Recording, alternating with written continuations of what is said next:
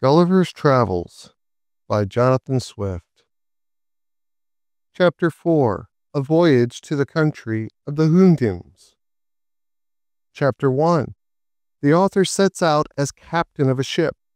His men conspire against him, confine him a long time to his cabin, and set him on shore in an unknown land. He travels up into the country.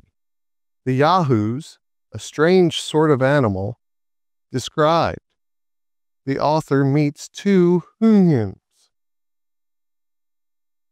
I continued at home with my wife and children about 5 months, in a very happy condition. If I could have learned the lesson of knowing when I was well.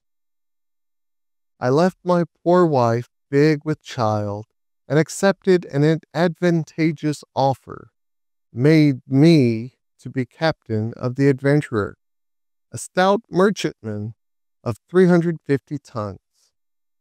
For I understood navigation well, and being grown weary of a surgeon's employment at sea, which, however, I could exercise upon occasion, I took a skillful young man of that calling, one Robert Purefoy, into my ship. We set sail from Portsmouth upon the 7th day of September, 1710. On the 14th, we met with Captain Pocock of Bristol at Tenerife, who was going to the Bay of Chpt to cut logwood. On the 16th, he was parted from us by a storm. I heard since my return that his ship foundered, and none escaped but one cabin boy. He was an honest man and a good sailor, but a little too positive in his own opinions, which was the cause of his destruction, as it has been with several others. For if he had followed my advice, he might have been safe at home with his family at this time, as well as myself. I had several men who died in my ship of calentures, so that I was forced to get recruits out of Barbados and the Leeward Islands, where I touched by the direction of the merchants who employed me, which I had soon too much cause to repent, for I found afterwards that most of them had been buccaneers. I had 50 hands on board, and my orders were that I should trade with the Indians in the South Sea, and make what discoveries I could. These rogues whom I had picked up debauched my other men, and they all formed a conspiracy to seize the ship, and secure me, which they did one morning, rushing into my cabin and binding me hand and foot, threatening to throw me overboard if I offended to stir. I told them I was their prisoner and would submit.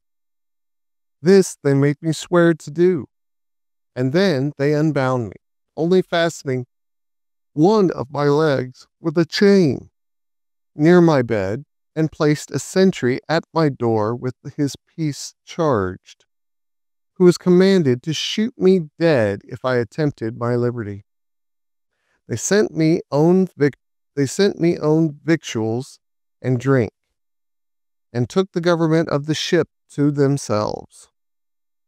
Their design was to turn pirates and plunder the Spaniards, which they could not do till they got more men. But first, they resolved to sell the goods to ships, and then go to the Madagascar for recruits, several among them having died since my confinement.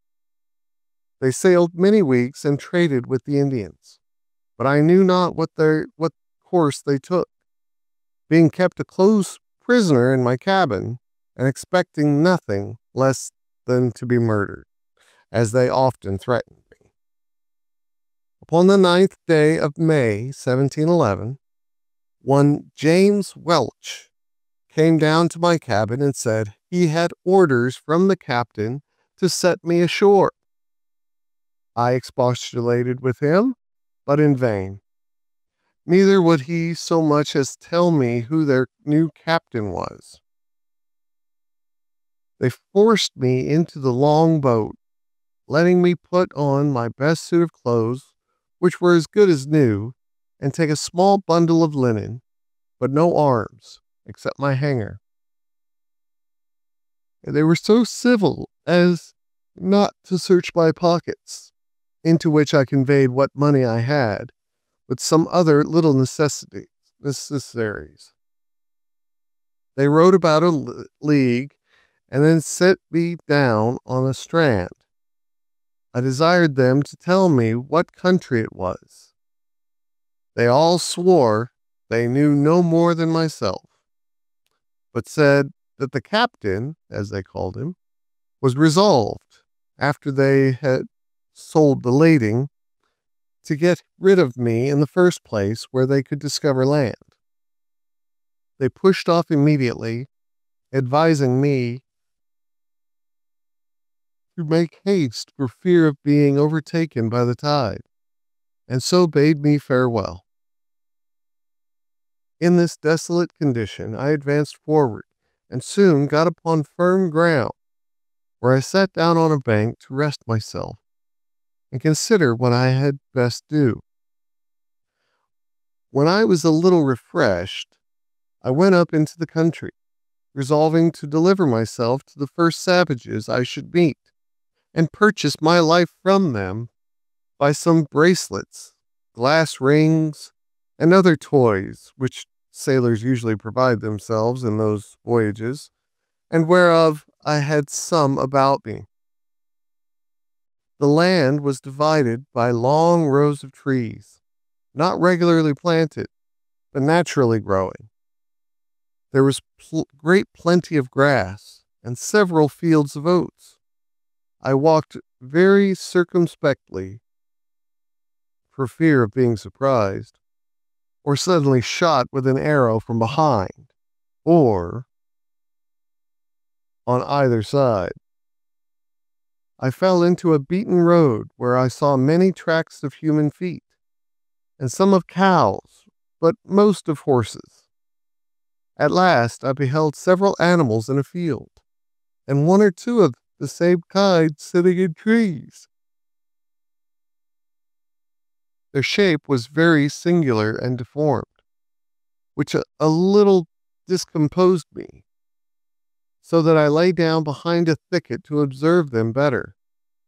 Some of them, coming forward near the place where I lay, gave me an opportunity of distinctly marking their form.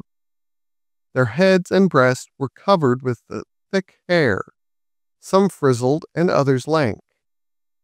They had beards like goats, and a long ridge of hair down their backs, and the foreparts of their legs and feet, but the rest of their bodies was bare, so that I might see their skin, which were of a brown buff color. They had no tails, nor any hair at all on their buttocks, except about the anus, which I presume nature had placed there to defend them as they sat on the ground. For this posture they used, as well as lying down, and often stood on their hind feet. They climbed high trees as nimbly as a squirrel, for they had strong extended claws before and behind, terminating in sharp points and hooked. They would often spring and bound and leap with prodigious agility. The females were not so large as the males. They had long, lank hair on their heads, but none of their faces, nor anything more than a sort of down on the rest of their bodies, except about the anus and pudenda.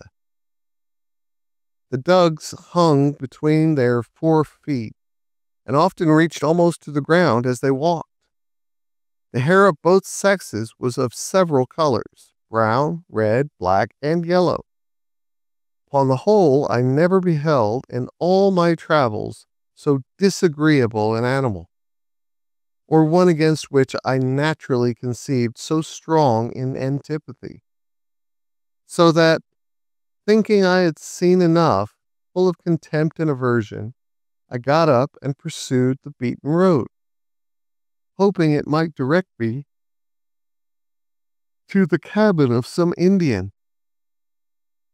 I had not got far when I met one of these creatures full in my way, and coming up directly to me, the ugly monster, when he saw me, distorted several ways, every feature of his visage, and stared, as at an object he had never seen before.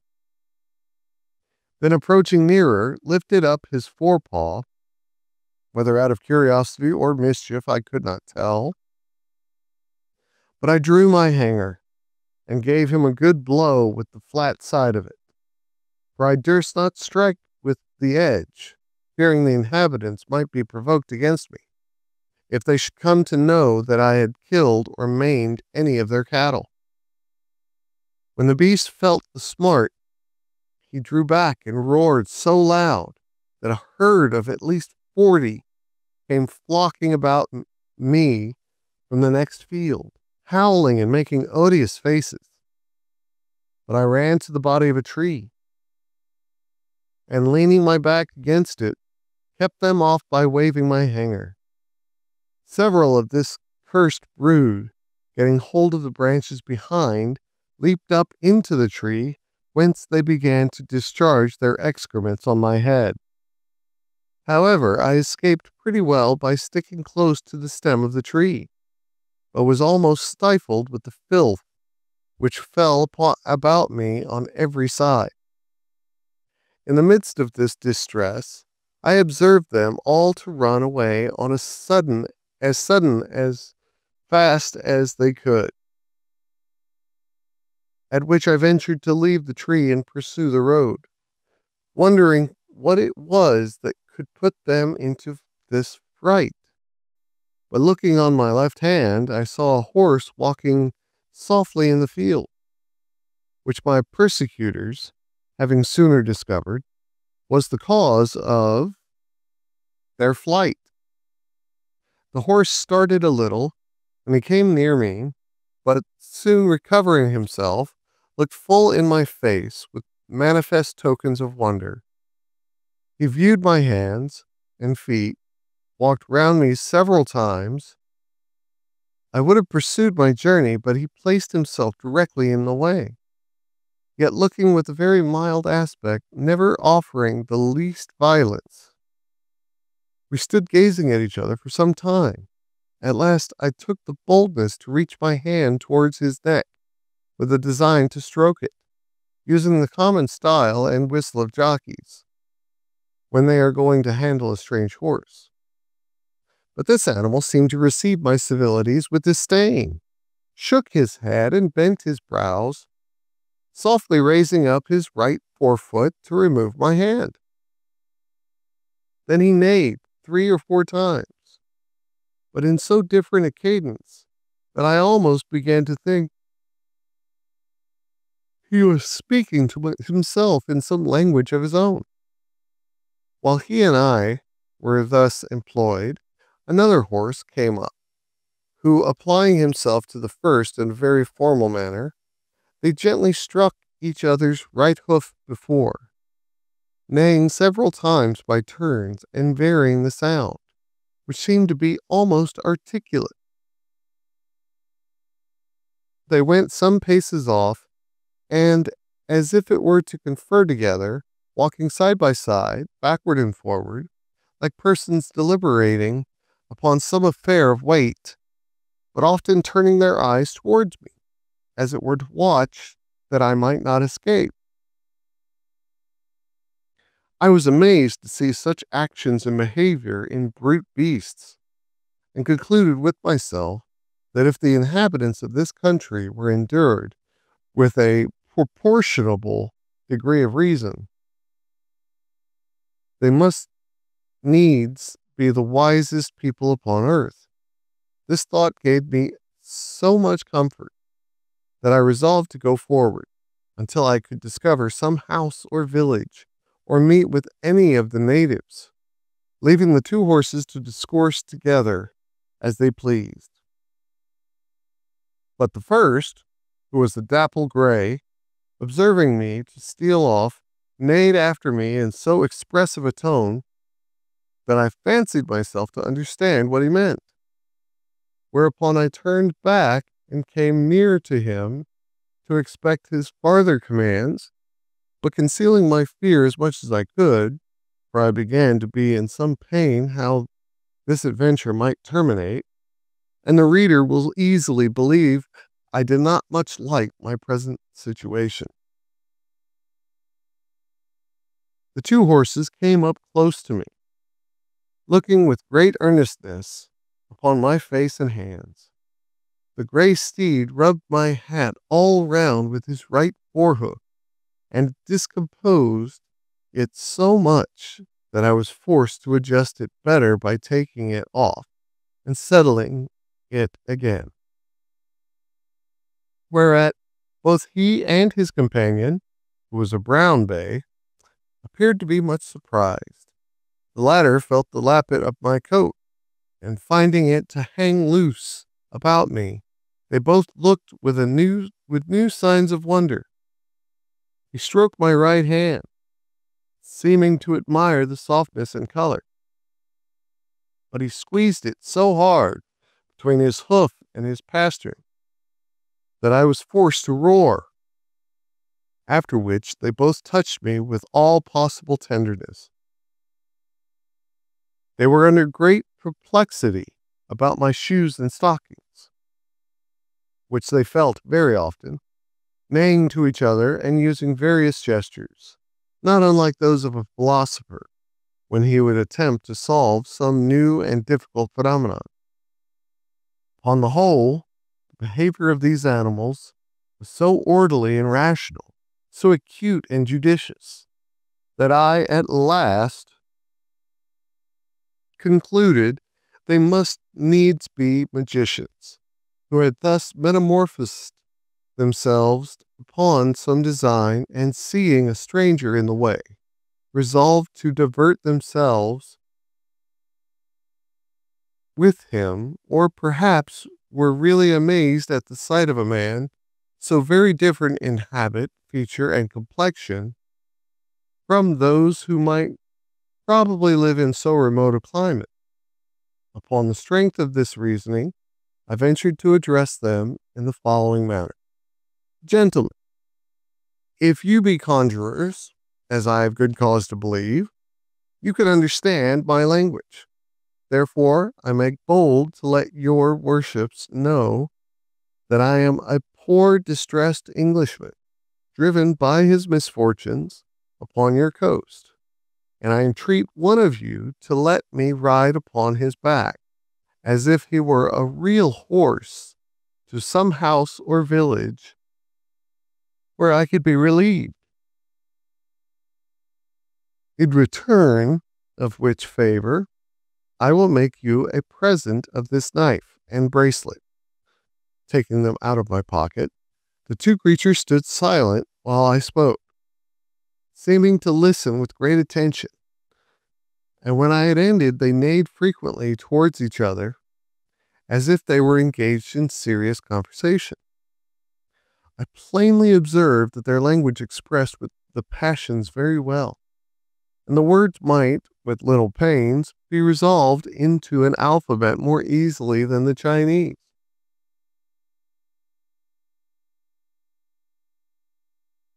I could frequently distinguish the words Yahoo, which was repeated by each of them several times, and although it was impossible for me to conjecture what it meant, yet while the two horses were busy in conversation, I endeavored to practice this word upon my tongue, and as soon as they were silent, I boldly pronounced Yahoo in a loud voice, imitating at the same time, as near as I could, the neighing of a horse, at which they were both visibly surprised, and the gray repeated the same word twice, as if he meant to teach me the right accent, wherein I spoke after him as well as I could, and found myself perceivably to improve every time. though very far from any degree of perfection. Then the Bey tried me with a second word, much harder to be pronounced, but reducing it to the English orthography may be spelt thus: Houyhnhnms. I did not succeed in this so well as in the former, but after 2 or 3 farther trials, I had better fortune, and they both appeared amazed at my capacity. After some further discourse, which I then conjectured might relate to me, the 2 friends took their leaves, with the same compliment of striking each other's hoof, and the Grey made me signs that I should walk before him, wherein I thought it prudent to comply, till I could find a better director. When I offered to slacken my pace, he would cry, "Hum." I guessed his meaning, and gave him to understand, as well as I could, that I was weary and not able to walk faster, upon which he would stand a while to let me rest.